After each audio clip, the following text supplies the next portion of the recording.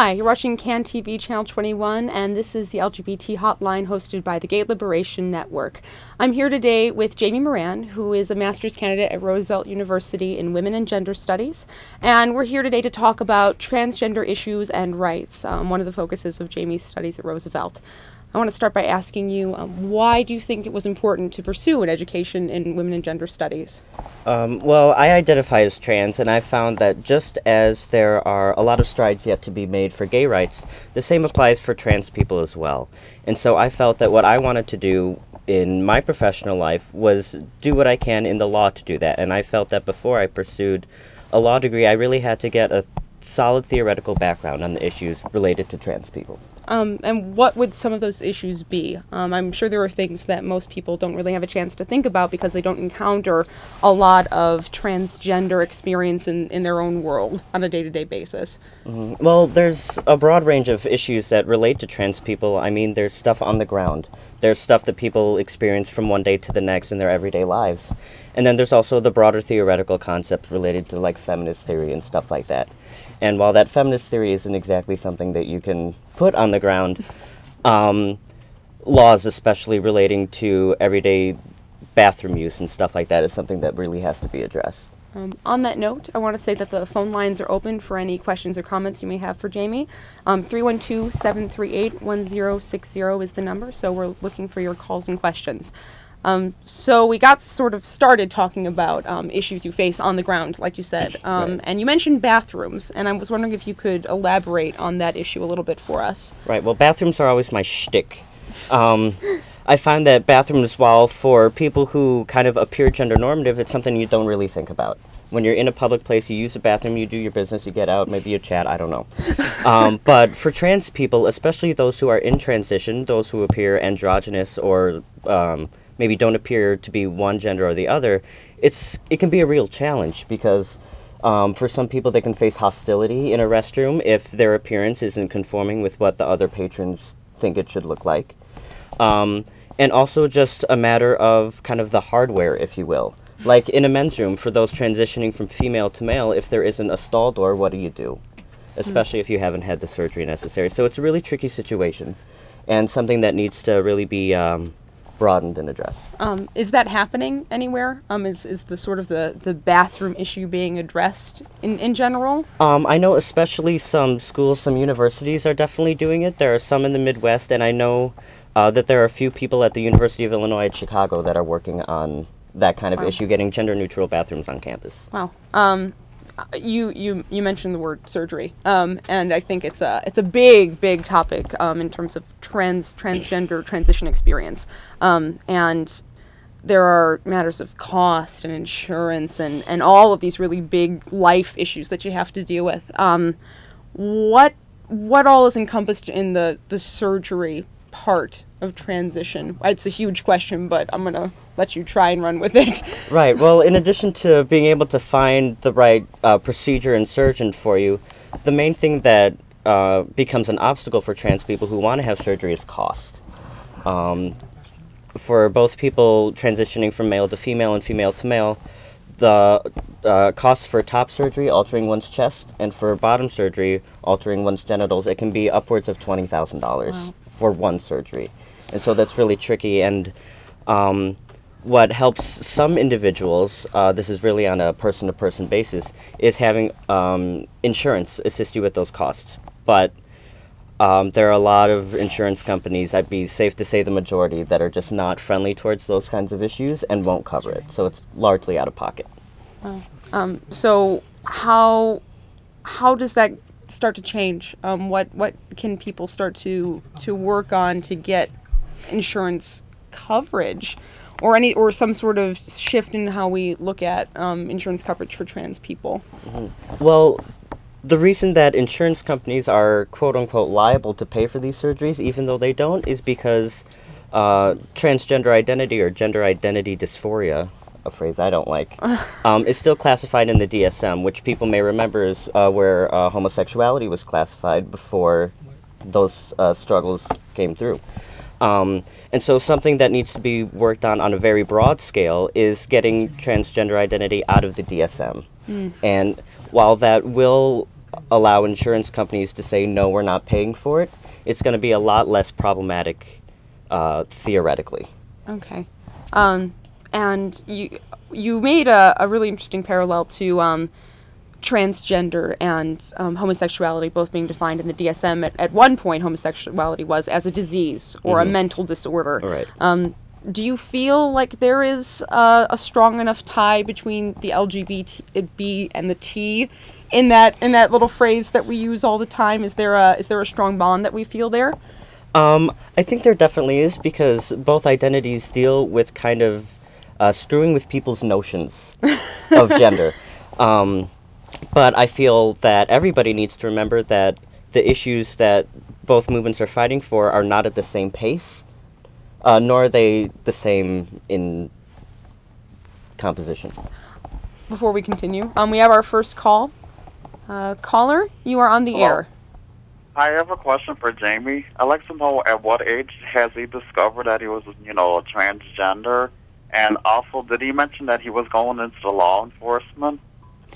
Well, thank you very much for your questions. I started identifying as transgender when I was about 17, which I understand is kind of young on the general average, but really, people identify as trans or as intending to transition all across their lives. And to address your second question, I was actually looking to get into law, the practice of law, so that I can kind of help the issues on the books to kind of help trans people get a better hand dealt. We have another caller. You're on the air. Good evening. I just asking this question. Shouldn't be worrying much more about in terms of incarceration, because if you have a guy going from male to female, based on your genitalia, that's where you're going to be put in prison. If you have male genitalia, you're going to be put in the men. If you got women, you're going to be put in the women. That is absolutely true, and that's an issue that really hasn't been parsed out much within the trans movement.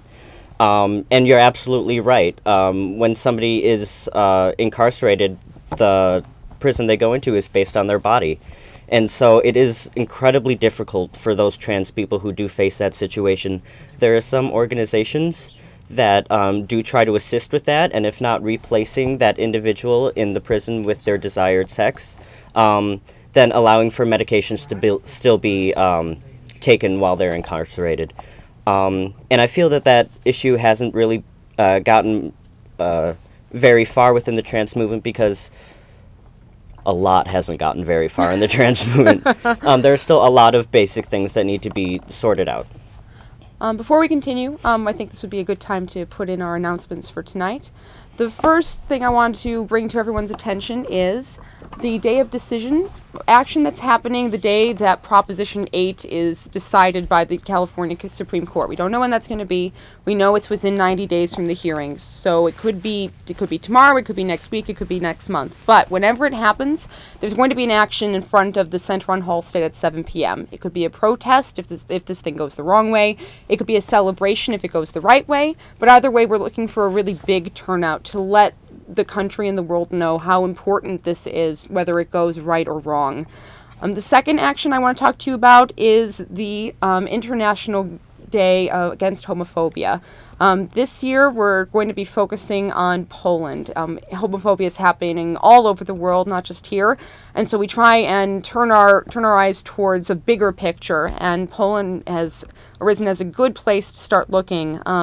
The Polish President Karczewski, when he was mayor of Warsaw, allowed neo-Nazi hostility and violence towards the gay people of his city. He banned pride events of all kinds during his mayorship, and allowed police to arrest LGBT people when they were attacked by others. So there's a history of really serious homophobia that's been happening in Poland. They've made a few strides. There have been some successful pride events recently, but there's still a long way to go. So we're going to be gathering in front of the Polish consulate, and the event's going to be on Sunday, May 17th at 2 p.m. It's 1530 North Lakeshore Drive is the location of the consulate. So we're hoping that we have a great turnout for that, just so we can remind everybody that it's important to look at homophobia not just in our own communities, but everywhere that it's happening.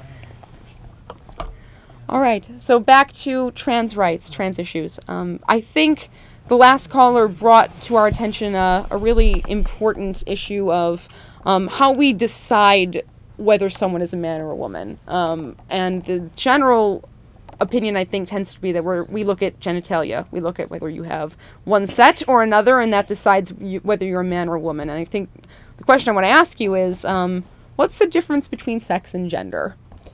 Well, on a very basic level, you can think about sex as being everything medically relevant. So it's going to be the hormones your body produces, the genitalia you've got, although for intersex people that can be different. Those are those whose genitals at birth are kind of ambiguous. Not to be clumped into transgender, that's all about self-identification one way or another. And gender is really about how one relates to others in society. So, like you identify as a woman, and woman would be your gender because you feel feminine and you present yourself as feminine. Whereas I identify as a man because I identify more masculine and I present myself that way. All right. So how does this discrepancy between sex and gender and how we perceive those two things, where else does it come into play?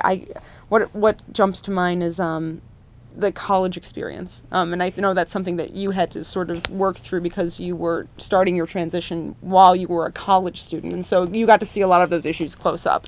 Mm-hmm. Well, largely my college experience is great because there's so many young people around you and everybody's so accepting. Even if Joe Schmo isn't, one of your classmates might be, and that's always great. The difficult thing about college specifically is housing. Just like the caller mentioned, like with incarceration, they go by genitalia, and that's the same with housing. So if you've got someone like me who identifies as trans, as a man, I was placed in housing with 3 young females. And that was really tricky. What I had to do is I had to make a special call to the housing office before I moved and said, this is not going to work, can you place me somewhere else? And they were kind enough to put me in a single room.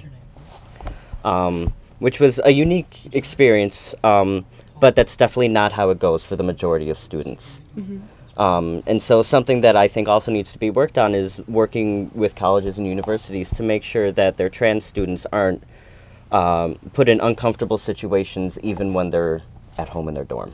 Okay. We have another caller. You're on the air. Hi, I was asking, my name is Paul, and I was asking, how do you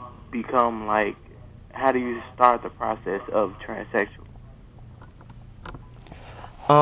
Well, like any form of identification, the first step is always really investigating yourself and asking yourself, how do I identify? And if it so happens that you're not comfortable in the body that you were given, the first step is always making sure that you know where you want to go. Before you even do anything, making sure that you tell yourself, I'm comfortable with my body like this, or I wish my body looked like this, etc., and so on. In terms of transitioning, the first thing you need to do to kind of go past the logistics is finding a therapist to talk to. And there are a bunch of resources, especially in the city of Chicago, for people who identify as queer or transgender to find therapy. And what that does, it allows you not only to sort out your feelings, but also to start the process of building a relationship with the therapist so that they might write you a letter for hormone therapy, for surgery, something like that down along the road. Where would that be in Chicago? What are the companies or institutions or whatever you'd like to call them where you could pursue that route? Mm-hmm. Well, I know for a fact that the Center on Halsted at Halsted and Waveland on the north side, they do offer therapy services, and there are a number of other organizations that can lead you to a therapist. The Youth Pride on Broadway, I can't remember the name of the organization off the top of my head. I know that they can direct you to a bunch of resources as well. And Howard Brown or Howard? The Howard Brown Health Right. Center as well. That's up on Sheffield and Irving Park. They also offer a plethora of resources for people who identify as queer or trans. Great. I wanted to also ask, you're doing a very brave thing today. You're getting on television and announcing to everybody who's watching that you are trans, that you are transitioning from female to male. Before I finish this question, we've got another caller. You're on the air. Hello, I have a question for Jamie again. I'd like to know, from a statistical standpoint, for transgender, I want to know are the suicide rates, alarming? I think for any group, if you've got statistic suicide rates, it's very alarming. But it is true that trans people do tend to attempt or commit suicide more often than other groups, even within the LGBT community. And I think that's just a result of general lack of education in the general public about what trans needs are, and limited resources as well that these people can go to. Do you feel there's enough education within the LGBT community? I think that proportional to the general public, there's definitely a lot more education within the gay movement, but I feel that LGB sector is not as educated as we need it to be to form a cohesive movement. Okay. Back to my original question about coming on TV and announcing to everyone watching that you're trans.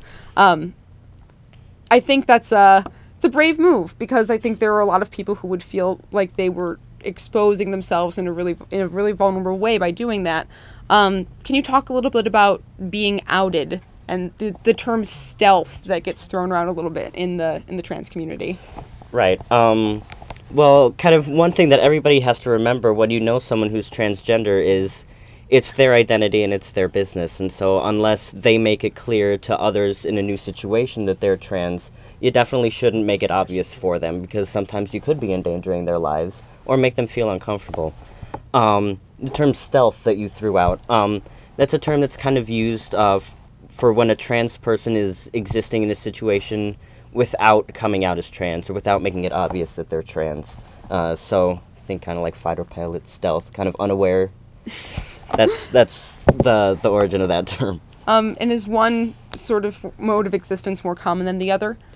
You know what? I wouldn't be able to say. I think it's all about self-identification. There are some people who are very political about their trans identification, and there are some who are just very private about it. And so those who are private about it, once they get to a point in their transition medically where they can pass as the desired sex, they'll probably never mention it. But for those who are political in their trans identification, it can be something that they shout out every 5 minutes because it's about making a point. My next question sort of goes back to the medical aspects of transition. We talked about surgery, but we haven't talked about hormone therapy, and what that's like. I think it's a part of transition that people don't automatically think of. They think about altering the external parts of your body, but not necessarily altering what's going on inside. Hormone therapy, it's, for me, it's one of the most exciting parts of my transition, because it's something I'm doing for myself. I give myself injections. For those who are transitioning from male to female, that can take the form of a pill or a patch or an injection as well. But what I really like about the hormone part of transitioning is that I can be active in my own transition and I can see changes happen. Like my voice is low, body hair, stuff like that. I'm not going to get too graphic, but it's fun to see. And that's achieved after time with a therapist? That's right. Generally, there is a standards of care, kind of a document that is kind of falling by the wayside, but is still applicable, that says about 3 months with a therapist, building a relationship before that therapist should feel comfortable writing a letter to a physician or an endocrinologist, a hormone specialist, to prescribe you those medications. Okay. And sort of looking down the line at transition, what does it take to get the little F on your driver's license changed to an M? Largely, that varies from state to state, and in some cases from DMV to DMV. Generally, one has to have bottom surgery, genital altering surgery, in order to get that changed on one's driver's license or birth certificate. I guess my next question is, do you feel that bottom surgery is the only way to achieve full transition? I definitely don't think so, and I think that speaks to the broad variance in trans identification. Just as there are some people who intend to completely transition, there are those who don't want to change anything about themselves. And so I feel for those who want to get the little letter change on their driver's license, birth certificate, etc., it can be really frustrating that bottom surgery is the only way to do that, especially when outward appearance can effectively allow one to pass without any medical interference whatsoever. Next question is, this is sort of personal. What do you feel has been the most exciting part of your transition, and what's been the most difficult? The most difficult has been getting things off the ground, kind of getting things rolling, especially after I worked with a therapist, finding the right doctor to prescribe the hormones, and then finding a pharmacy that could fill the prescription, and then dealing with my insurance company that wouldn't cover anything. So that is a challenge, but, you know, once you get past that, it is so exciting, especially when you take the next step for the first time. So when I took my first injection of hormones, that was really exciting. When I saw my first change after hormones, that was really exciting. It's seeing all the new things happening that you want to that's really the best part. And so what's next for you? And I don't just mean in terms of transition, but you said you're going to pursue a law education. What exactly is it you would like to do with that once you've completed that part of your education? Right, well, in terms of transition, I do expect to get top surgery to alter my chest. That's exciting. After that, everything's up in the air. I've yet to decide, and I'm all right with that being ambiguous right now. In terms of the rest of my life, what I would love to do, and we spoke earlier about challenges in college and school, I would love to be able to use a legal education to alter the environment of the college or university for young students in transition. I think that'd be really great. Great. I just want to remind everybody that we've been speaking to Jamie Moran. He's a master's candidate at Roosevelt University in Women and Gender Studies. I want to thank everybody for watching today, and we're going to do a couple of recap announcements just in case you missed them before. The first one is about the day of decision action that's happening on the day that the California Supreme Court decides Proposition 8. There's going to be either a celebration or a protest, depending on the outcome of the decision, at 7 p.m. in front of the Center on Halsted. Next up is the International Day Against Homophobia. We're going to be meeting in front of the Polish consulate to protest some of the atrocities of homophobia that have been existing in that country. That's going to be at 2 p.m. Sunday, May 17th. That's 1530 North Lakeshore Drive is the location of the consulate. We hope everyone can be there and have a great turnout for that. Next up is the next Gay Liberation Network meeting at 7 p.m. this coming Wednesday, April 1st. It's at the Gerber Hart Library, way up on the north side, 1127 West Granville. Please come and join us for that. Also, we have our next slot on CAN TV, our next hotline show on Channel 21 on Friday, April 10th. And that's it. We hope you'll check out our website, gayliberation.net, if you're looking for any further resources or information.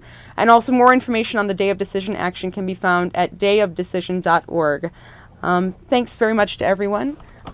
We really appreciate you joining us today. Again, thank you to Jamie for all of your wonderful comments and insights. And we look forward to seeing you all again on April 10th on our next show. Thank you.